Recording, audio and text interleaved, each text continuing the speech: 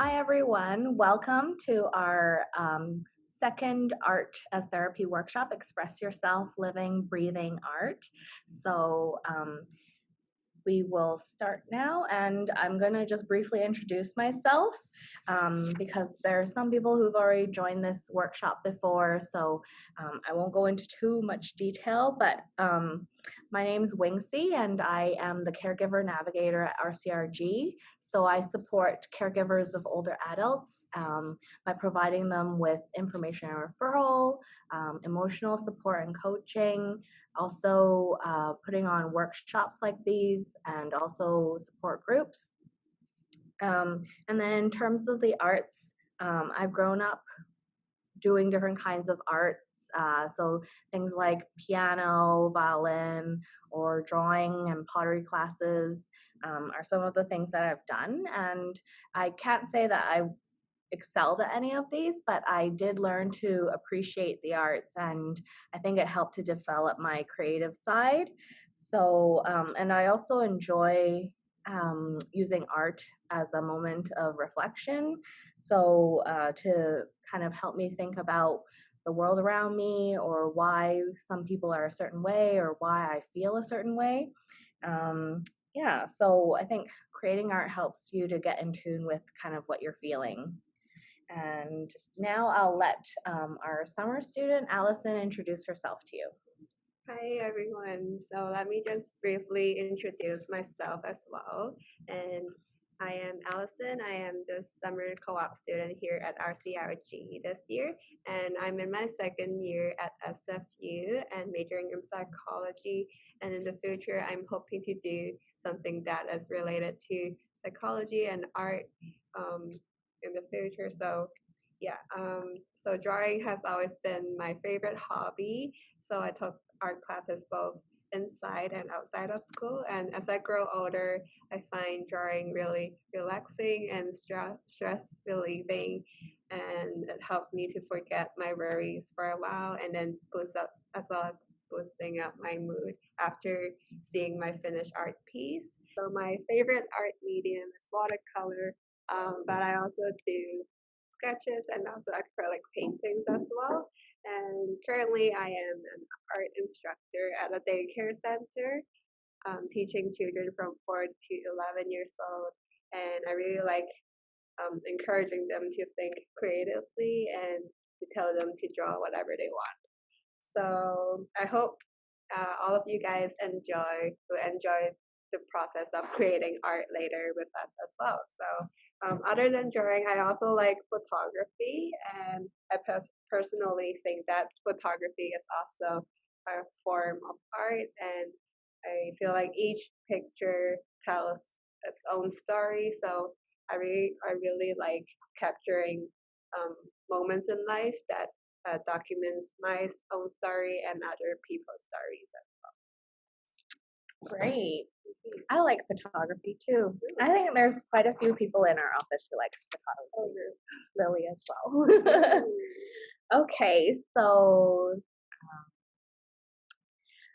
mindfulness-based art as therapy is something that we talked about in our previous Express Yourself workshop. And I just wanted to remind all of us that we should focus on this workshop, us being here in this moment to create art, just like Allison said. And you might not agree with me that what we're doing today is art, but that's okay. Just focus on the process, and we hope that you will see this as an opportunity to relax and do something different from your usual daily routine.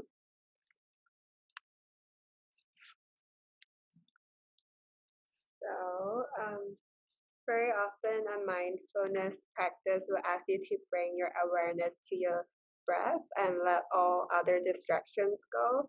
So, breathing is never a simple gesture, it is one of the vital signs of life. And breathing has different spiritual meanings. There's a Latin word called spiritum, and that means breath, and the Bible associates the creation of the first man, Adam, for giving life to a breathing into clay.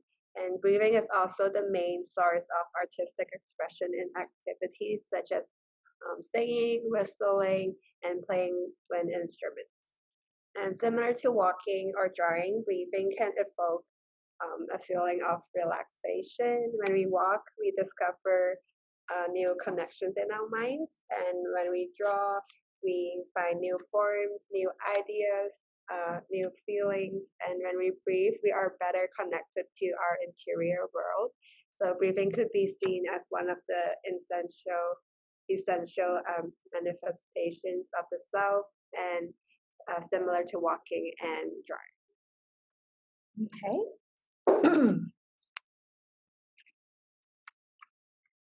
And one of the reasons why I thought of this workshop is because I attended a Chinese calligraphy class once and thought that I would just be learning how to write beautiful Chinese characters with an ink and a brush. However, I learned that there's so much more to this art form than just what you see.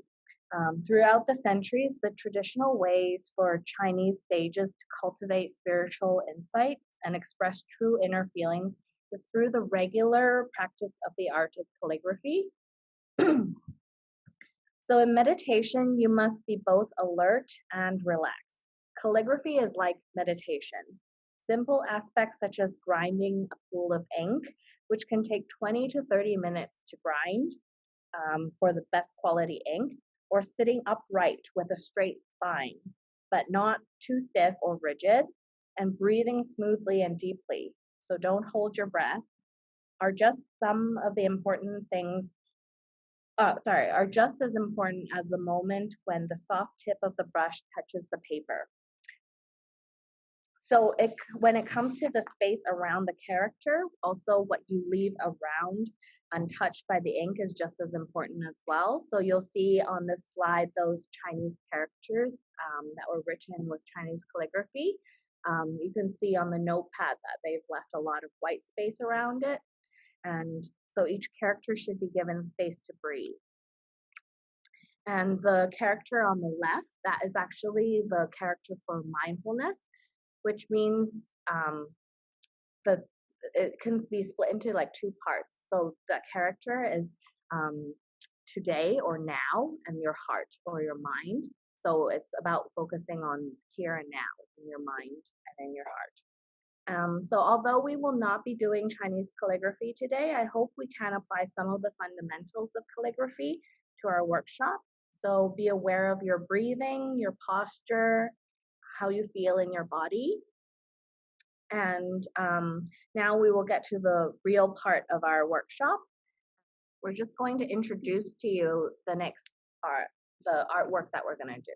Okay, so we would like to introduce to you the works of artist J.P. Hine, and he has a body of works called Breathing Watercolors, and he had experienced a personal breakdown and found that breathing with awareness helped to bring calmness and balance to his body and mind in all circumstances. And in Breathing Watercolors, the breath guides the strokes of the watercolor, and each line he draws represents one breath stroke and signifies the process of breathing in or breathing out in for full awareness. And the color is intense at the beginning of each stroke, but gradually fades towards the bottom. So we will try this now, and now you can take your paper or and paint or watercolor or just whatever, like color crayons or highlighters, markers, or whatever you have right now, and then we can do a small art exercise together. Okay. So some of you might not have paid at home, so as I said before, you can use crayons or colored pencils or markers or highlighters as well. So right now I'm gonna use watercolor because I have paint with me right here, and you can, while you're doing the strokes, you can notice how much pressure you put on the page as you release your breath. So now I'm gonna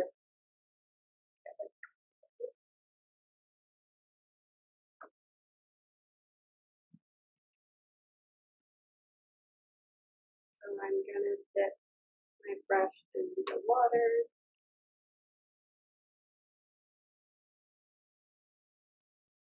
And then I'm giving some paint.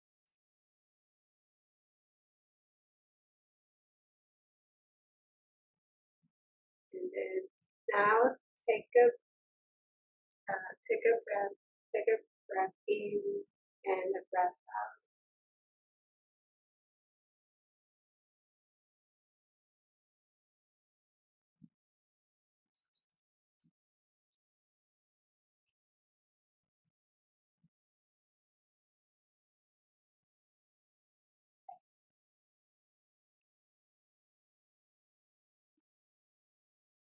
So now when I exhale, then I do a stroke.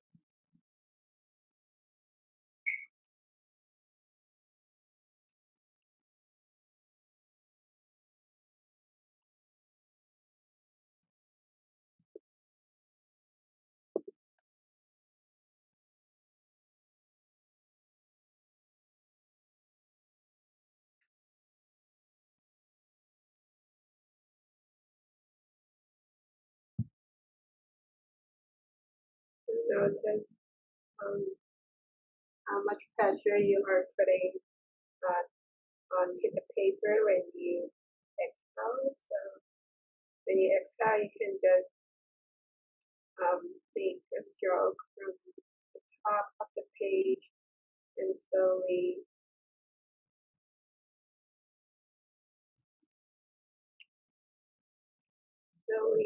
draw to the bottom.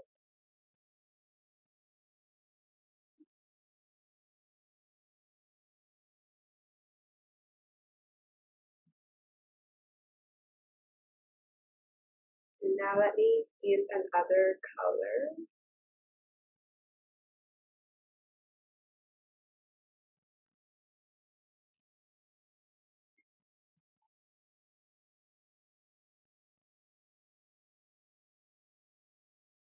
So when you're breathing, place your brush on the top of the paper, and then when you breathe out, you just slowly do your stroke.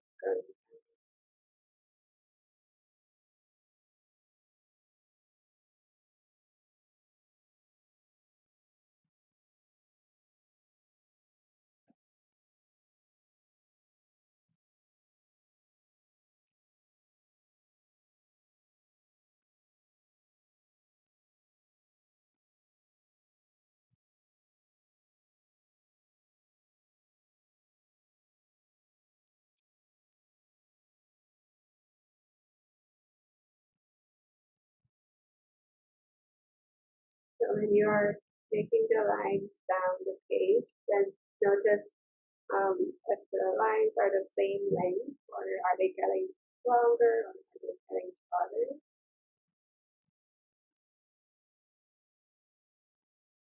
And how do you feel when you are breathing?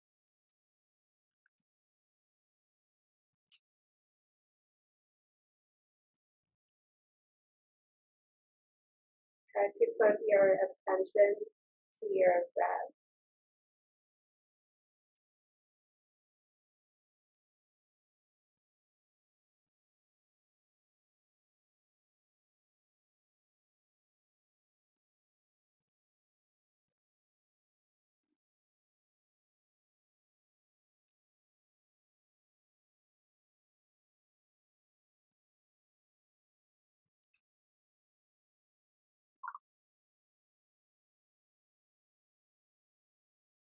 Okay, so use another color.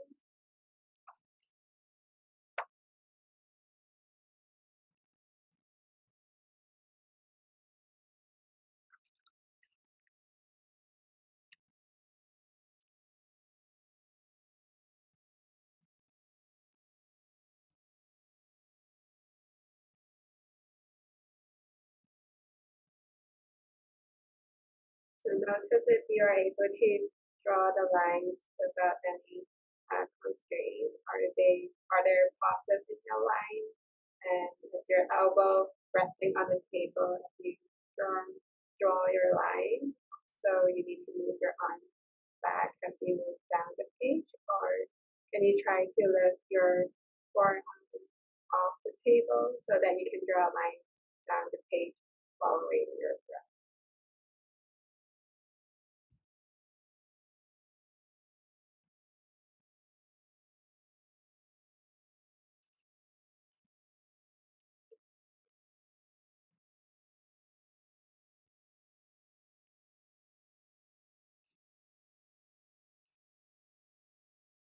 So as you create more lines, you can again look at the lines next to each other and see if there's any change or difference.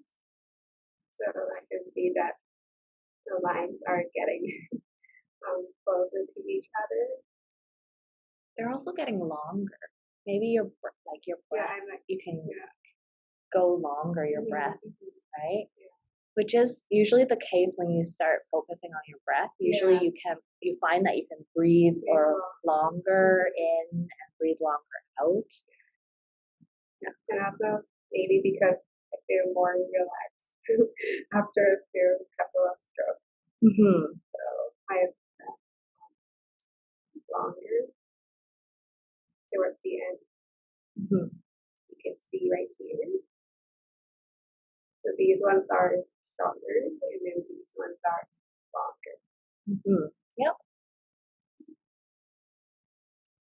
So yeah, this is the end of this exercise, and you can continue to fill up your sheet of paper if you haven't filled it up yet, or you can follow us onto the next exercise.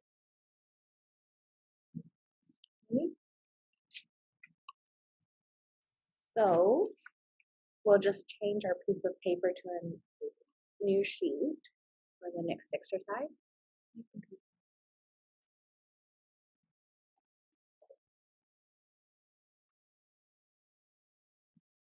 Okay, so another breathing exercise that we want to share with you is called drawing your breath. So since we just did the breath strokes, you are probably more in tune with your breathing right now. So take a moment to notice and observe your breathing. Place your chosen medium. So in this case, we're going to use a pencil, but you can also use chalk or pastel, crayon, markers, etc. And so place your chosen drawing medium on the paper, and then you can start visualizing your breath as a line and draw it on the paper. So it doesn't have to be a straight line. You can play with different types of lines as you notice your breath.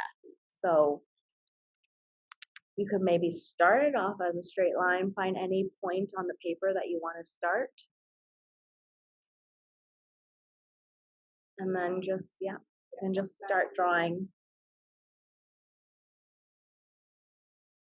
And maybe think about how you're feeling right now. Is your breath short, or are you able to breathe deep and long?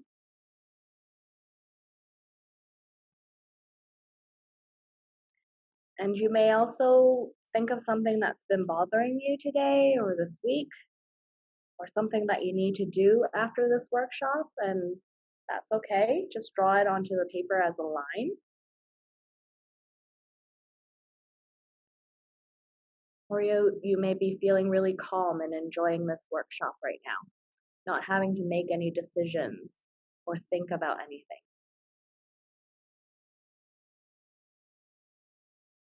And your line can be one continuous line, or you may want to start a new line at a certain point in your breathing.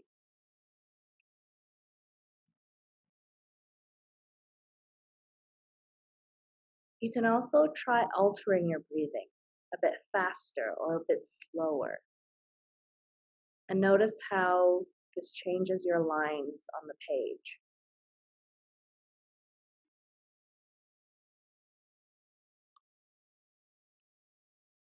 Maybe also notice your lines, the quality of your lines. Are there sharp edges when you change directions? Or are they mostly curves? And you could also try to do this with your eyes closed. So when you're done drawing your breath, you can look at it and see what lines, curves, or shapes you have drawn. Are they very close together? Or have you left lots of space between lines and edges?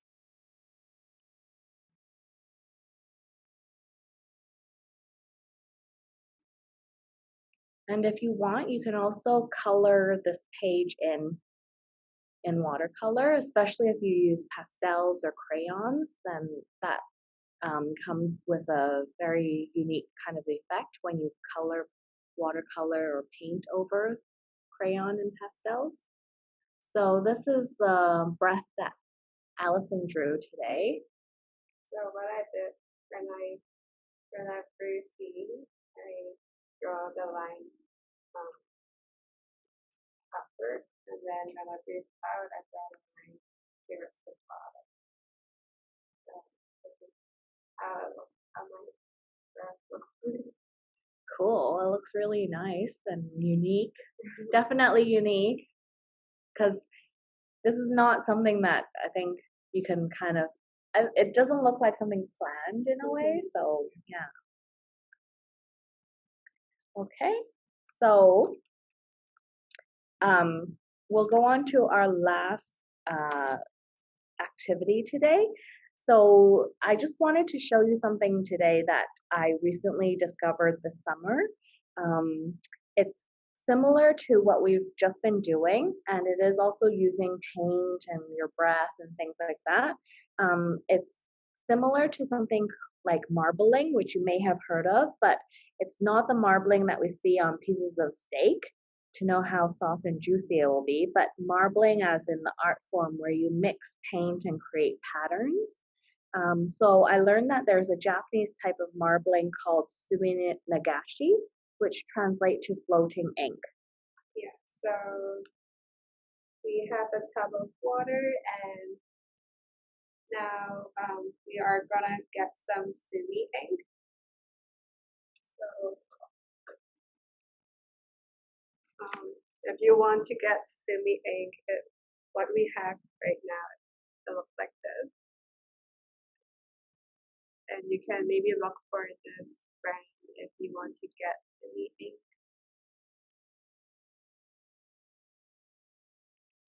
All right,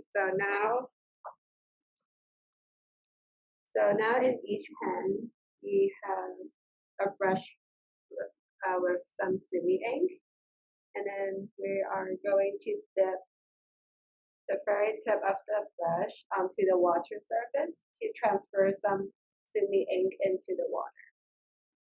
And with another brush,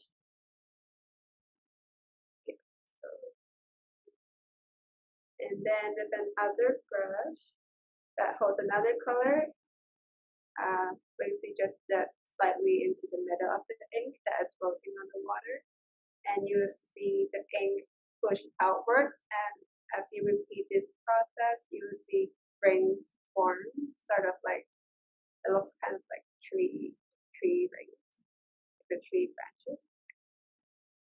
And this technique requires a steady hand and controlled breathing. And the nature of the water is that it can be easily disturbed by a breath, by the touch of a finger, or something as fine as a piece of hair.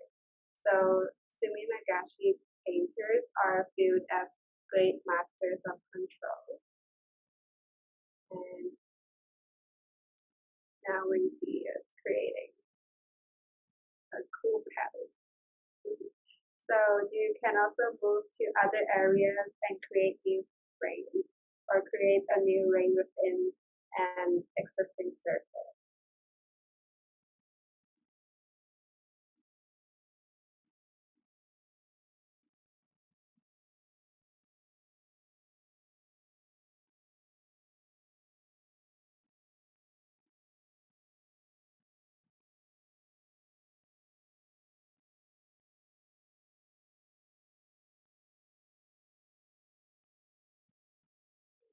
So when you are happy with it, then you can then take a print So it's just like taking a photograph of what's in the cube right now. If you're happy with it, then you can put down your brush. And then now, Lacey is taking a piece of paper, and So this is a piece of rice paper, but you can use like art paper or anything as well, but I just wanted to show you what it looks like. This is what traditionally they use for Japanese sumigashi. and then when you have a piece of paper, you just slightly place it in the middle as you hold both sides and place it gently on the water, like that. And then you will see that all the ink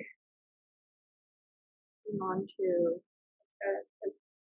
they're all transferred to the paper. So there's another way of doing this, and even if you do not have paintbrushes, and is that this so you have So in this set, when you buy the paint, which comes like this, it also comes with these little paper dots, which actually will help you get more color onto the water.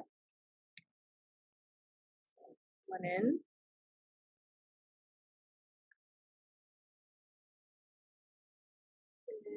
And you can actually drop the ink onto the floating paper as well. Mm. The color will be a lot more vibrant because one drop up from the bottle is actually quite a lot. So here's a drop, and you'll see that paper moving really fast. And it's also really therapeutic when you see the colors moving around in the water.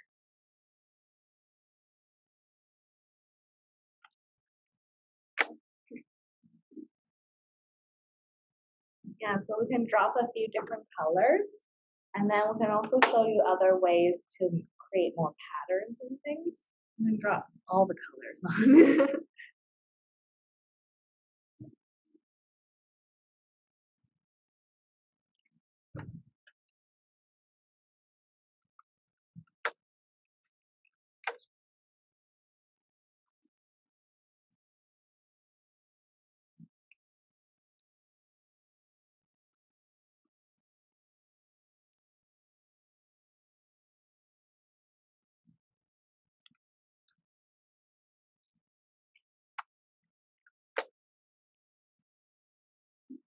And then, so once we've filled up the space with as much color as you like, you can also create movement. So there are several ways to do that. So one of the ways is that using your breath, you can blow gently by using a straw and blow more intentionally or with more focused direction, so that you can see the color, the ink are moving in the directions that you're blowing. Or you can use something pointed, like a sewing needle.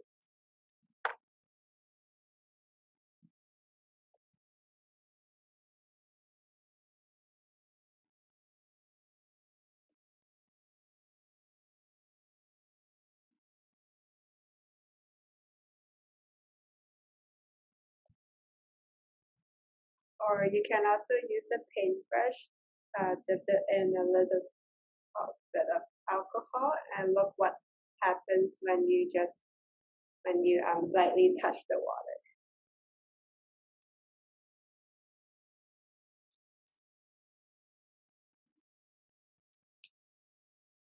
we have a little bit of alcohol here.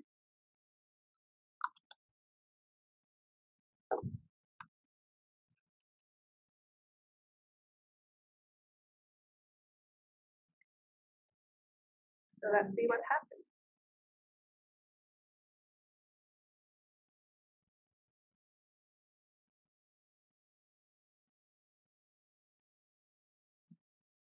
So you can create really unique patterns by using different methods.